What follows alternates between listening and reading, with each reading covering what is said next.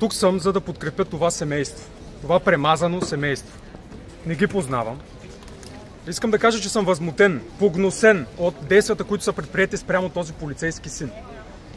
А именно, след като премаза това 5-членно семейство, те го пратиха на почивка, да си почива. Вижте, проблема е много надълбоко. Проблема е сериозен в нашата система на МВР, в която преобладават служители, които злоупотребяват чрез служебното си положение, обслужват частни интереси. Какви са именно техните задължения?